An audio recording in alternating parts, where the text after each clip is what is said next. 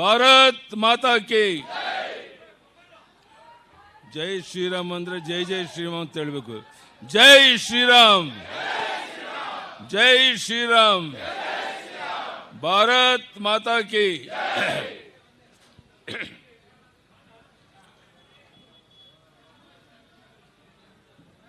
ರಾಜ್ಯದ ಬಿಜೆಪಿ ಅಧ್ಯಕ್ಷ ಆದಂತ ವಿಜಯೇಂದ್ರ ಅವರೇ, ಕೇಂದ್ರದ ಸಚಿವೆಯಾದಂಥ ಶೋಭಾ ಕರಂದ್ಲಾಜೆ ಅವರೇ, ಚಲವಾದಿ ನಾರಾಯಣ ಸ್ವಾಮಿ ಅವರೇ, ಮಾನ್ಯ ಶ್ರೀರಾಮುಲು ಅವರೇ, ನಮ್ಮ ಪ್ರತಿಪಕ್ಷದ ನಾಯಕರಾದಂಥ ಆರ್ ಅಶೋಕ್ ಅವರೇ, ಉಳಿದೆಲ್ಲ ವೇದಿಕೆ ಮೇಲಿರುವಂಥ ಹಿರಿಯ ಮುಖಂಡರೇ, ಮಾಧ್ಯಮದ ಸ್ನೇಹಿತರೆ, ರಾಜ್ಯದ ಮೂಲೆ ಮೂಲೆಗಳಿಂದ ಬಂದಿರುವಂಥ ಆತ್ಮೀಯ ನನ್ನ ರೈತ ಬಂಧುಗಳೇ, ಅಣ್ಣ ತಮ್ಮಂದಿರೇ, ಮಾಧ್ಯಮದ ಸ್ನೇಹಿತರೆ,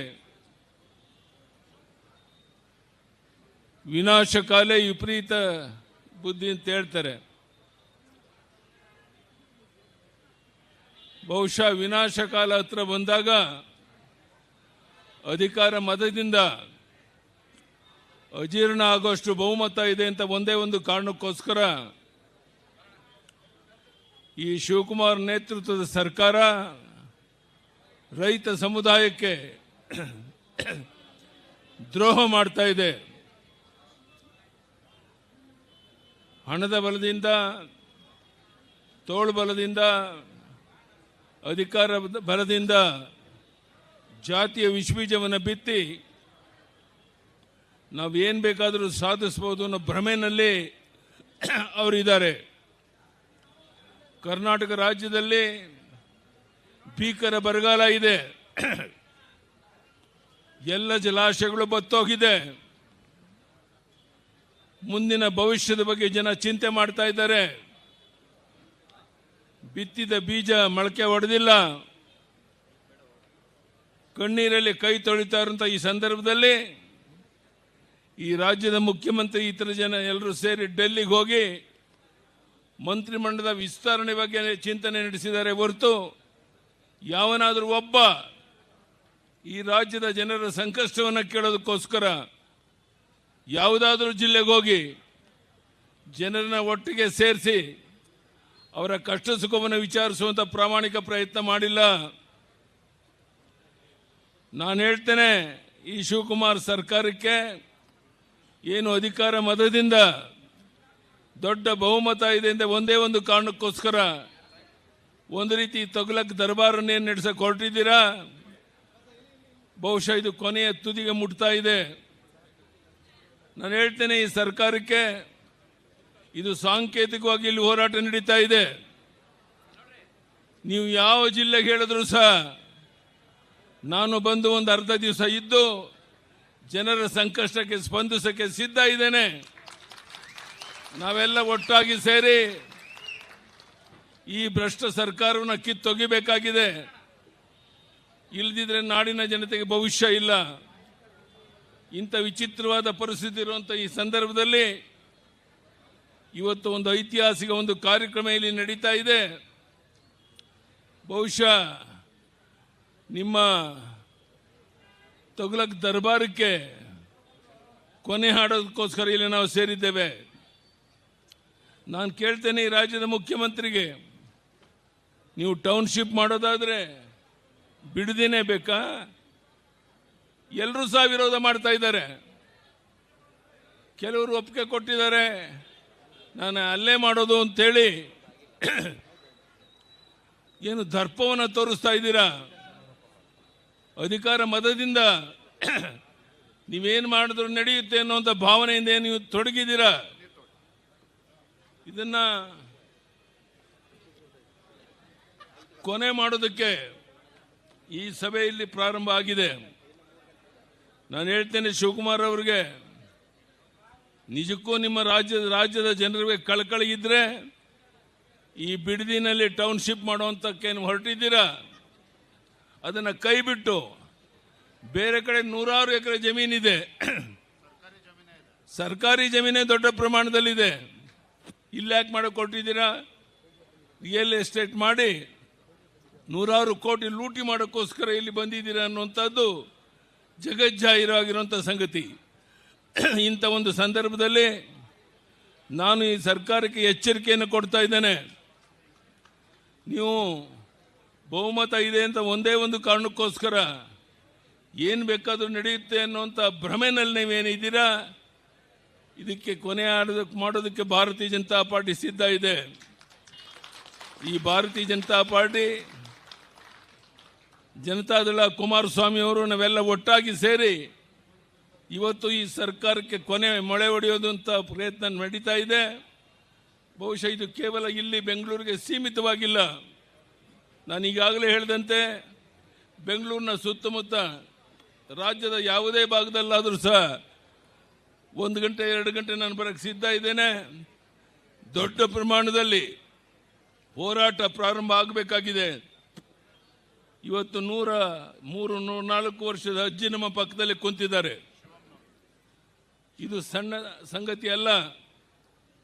ಎಲ್ಲರೂ ಇವತ್ತು ಕೈ ಜೋಡಿಸಕ್ಕೆ ಬಂದಿರುವಂಥ ಈ ಸಂದರ್ಭದಲ್ಲಿ ನಾನು ಮತ್ತೊಮ್ಮೆ ಈ ಶಿವಕುಮಾರ್ ಸರ್ಕಾರಕ್ಕೆ ಎಚ್ಚರಿಕೆಯನ್ನು ಕೊಡ್ತೇನೆ. ಈಗಲಾದರೂ ಬಿಡದಿಯಲ್ಲಿ ರೈತರ ಫಲವತ್ತಾದ ಭೂಮಿಯನ್ನು ಕಿತ್ತುಕೊಳ್ಳೋಕ್ಕೇನು ಹೊರಟಿದ್ದೀರಾ, ಇದನ್ನು ನಿಲ್ಲಿಸಬೇಕು. ಇದರ ಬದಲಿಗೆ ಬೇರೆ ಎಲ್ಲಿ ಬೇಕಾದ್ರೂ ಸರ್ಕಾರಿ ಜಾಗನೇ ಇದೆ, ಗೋಮಾಳ ಇದೆ, ಬೇಕಾದಷ್ಟು ಜಮೀನಿದೆ, ಅಲ್ಲಿ ಬೇಕಾದ್ರೆ ನೀವು ಮಾಡ್ಬೋದು.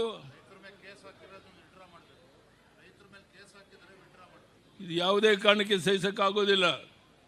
ಮೊನ್ನೆ ನಿಮ್ಮ ಅಧಿಕಾರಿಗಳ ದರ್ಪದಿಂದ ಅಲ್ಲಿ ಹೋದ ಅಧಿಕಾರಿಗಳ ಜೊತೆಗೆ ಏನು ಗೊಂದಲ ಆಗಿದೆ, ಆ ಮಹಿಳೆಯರ ಬಗ್ಗೆ, ರೈತರ ಬಗ್ಗೆ ಕೇಸ್ಗಳನ್ನು ಹಾಕಿದ್ದೀರಾ. 24 ಗಂಟೆಯಲ್ಲಿ ವಿತ್ಡ್ರಾ ಮಾಡಬೇಕು, ವಾಪಸ್ ತಗೊಳ್ಬೇಕು.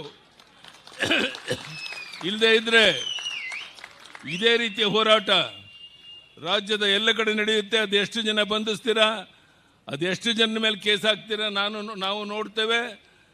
ಈ ರೀತಿಯ ದುಸ್ಸಾಹಸಕ್ಕೆ ನೀವು ಕೈ ಹಾಕಬೇಡಿ ಅಂತೇಳಿ ನಾನು ಈ ಸಂದರ್ಭದಲ್ಲಿ ಹೇಳಿ ಇಚ್ಛೆ ಪಡ್ತೇನೆ.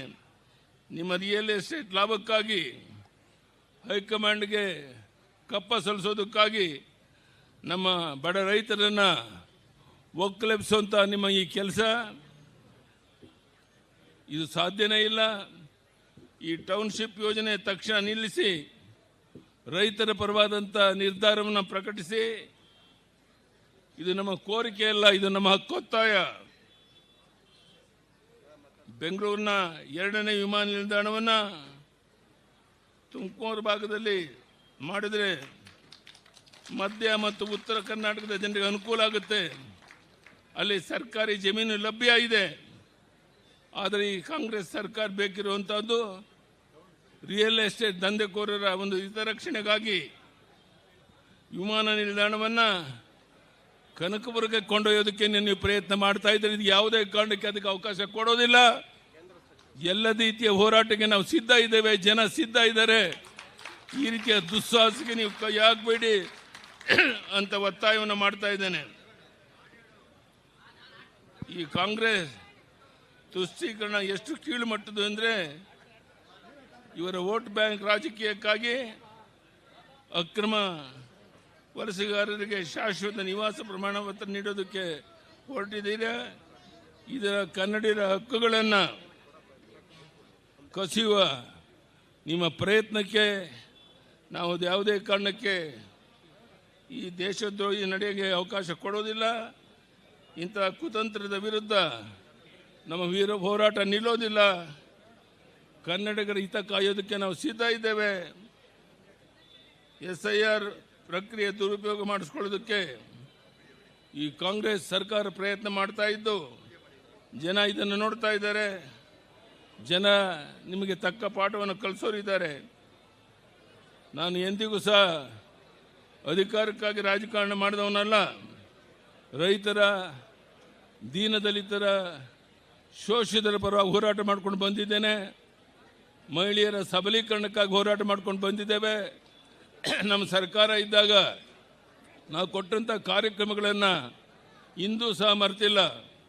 ನಾವು ಕೊಟ್ಟಂಥ ಭಾಗ್ಯಲಕ್ಷ್ಮಿ ಯೋಜನೆ ಪ್ರತಿಯೊಂದು ಮನೆಯಲ್ಲಿ ನಮ್ಮ ತಾಯಿ ನೆಮ್ಮದಿಯಿಂದ ಬದುಕಕ್ಕೆ ತಂದಿರುವಂಥ ಕಾರ್ಯಕ್ರಮ, ಜನ ಇವತ್ತು ಯಾವ ರೀತಿ ಸಂತೋಷ ಪಡ್ತಾ ಇದ್ದಾರೆ ಅನ್ನೋದನ್ನು ಈ ಸರ್ಕಾರ ಅರ್ಥ ಮಾಡ್ಕೋಬೇಕು. ಈ ಭ್ರಷ್ಟ ಕಾಂಗ್ರೆಸ್ ಸರ್ಕಾರ ಜನ ವಿರೋಧಿ, ರೈತ ವಿರೋಧಿ ನೀತಿಗಳ ವಿರುದ್ಧ ಇವರನ್ನ ಜನ ಮನೆಗೆ ಕಳಿಸೋವರೆಗೆ ನಮ್ಮ ಹೋರಾಟ ನಿಲ್ಲೋದಿಲ್ಲ. ನಾನು ಇಲ್ಲಿರುವಂಥ ಎಲ್ಲ ಬಂಧುಗಳಲ್ಲಿ, ತಾಯಂದರಲ್ಲಿ ವಿನಂತಿ ಮಾಡ್ತೇನೆ, ಮಾಧ್ಯಮದ ಸ್ನೇಹಿತರಲ್ಲೂ ವಿನಂತಿ ಮಾಡ್ತೇನೆ, ದಯಮಾಡಿ ಈ ಭ್ರಷ್ಟ ಸರ್ಕಾರಕ್ಕೆ ಜನಹಿತವನ್ನು ಮರೆತು ಒಂದು ರೀತಿ ತಗುಲಕ್ಕೆ ದರ್ಬಾರ್ ಮಾಡ್ತಿರುವಂಥ ಈ ಸರ್ಕಾರಕ್ಕೆ ಬುದ್ಧಿ ಕಲಿಸುವಂಥ ಒಂದು ಹೋರಾಟ ಇವತ್ತೇನು ನಡೀತಾ ಇದೆ. ಅದಕ್ಕೆ ಎಲ್ಲರ ಒಂದು ಸಹಕಾರ ಬೆಂಬಲ ಬೇಕು ಅಂತ ಕೇಳ್ತಾ, ಮತ್ತೊಮ್ಮೆ ಈ ಭ್ರಷ್ಟ ಸರ್ಕಾರವನ್ನು ಕಿತ್ತೊಗೆಯವರೆಗೆ ನಮ್ಮ ಹೋರಾಟ ಮುಂದುವರಿಯುತ್ತೆ. ಇವರು ಡೆಲ್ಲಿಗೆ ಹೋಗ್ತಾ ಇದ್ದಾರೆ ವಾರಕ್ಕೆ 2 ಸಾರಿ ಮಂತ್ರಿಮಂಡಲದ ವಿಸ್ತರಣೆಗಾಗಿ. ಇಲ್ಲಿ ಬರಗಾಲ ಇದೆ, ಜನ ಸಾಯ್ತಾ ಇದ್ದಾರೆ, ಕೆರೆಕಟ್ಟೆಗಳಲ್ಲಿ ನೀರಿಲ್ಲ, ಕುಡಿಯೋ ನೀರಿನ ಹಾಹಾಕಾರ, ಎಲ್ಲ ಜಲಾಶಯಗಳು ಬತ್ತೋಗಿದ್ದಾವೆ. ಇದ್ರ ಬಗ್ಗೆ ಅವ್ರಿಗೆ ಚಿಂತೆ ಇಲ್ಲ. ಅವ್ರ ಚಿಂತೆ ಇರೋದು ಯಾರು ಮಂತ್ರಿ ಆಗಬೇಕು, ಯಾರು ಅಧಿಕಾರ ಸ್ಥಾನಮಾನ ಗಳಿಸಬೇಕು ಅನ್ನೋದ್ರ ಬಗ್ಗೆ ತಲ್ಲೀನರಾಗಿದ್ದಾರೆ. ಇಂಥ ಭ್ರಷ್ಟ ಸರ್ಕಾರಕ್ಕೆ ಪಾಠವನ್ನು ಕಲಿಸುವಂಥ ಕೆಲಸ ನಾವೆಲ್ಲ ಸೇರಿ ಮಾಡಬೇಕಾಗಿದೆ. ಆ ಕೆಲಸದಲ್ಲಿ ನೀವೆಲ್ಲ ತೊಡಗಬೇಕು ಅಂತ ವಿನಂತಿ ಮಾಡ್ತಾ, ಮತ್ತೊಮ್ಮೆ ಇವತ್ತು ಕೇಂದ್ರದಲ್ಲಿ ನರೇಂದ್ರ ಮೋದಿಜಿಯವರ ಸರ್ಕಾರ ಇಡೀ ವಿಶ್ವವೇ ಮೆಚ್ಚುವಂಥ ಒಂದು ಒಳ್ಳೆಯ ಆಡಳಿತವನ್ನು ಅವ್ರು ಕೊಡ್ತಾ ಇರಬೇಕಾದ್ರೆ ಅವರಿಗೆ ಸರಿಸಮಾನಂಥ ವ್ಯಕ್ತಿ ಈ ದೇಶದಲ್ಲಿ ಯಾರೂ ಇಲ್ಲ ಅನ್ನೋದು ನಿಮಗೂ ಗೊತ್ತಿರುವಂಥ ಸಂಗತಿ. ಪ್ರಧಾನಿ ನರೇಂದ್ರ ಮೋದಿಯವರ ನೇತೃತ್ವದಲ್ಲಿ ಭಾರತೀಯ ಜನತಾ ಪಾರ್ಟಿಯನ್ನು ಕರ್ನಾಟಕದಲ್ಲಿ ಬಲಪಡಿಸಬೇಕಾಗಿದೆ. ಈ ಭ್ರಷ್ಟ ಸರ್ಕಾರವನ್ನು ಕಿತ್ತೊಗೆಯಬೇಕಾಗಿದೆ.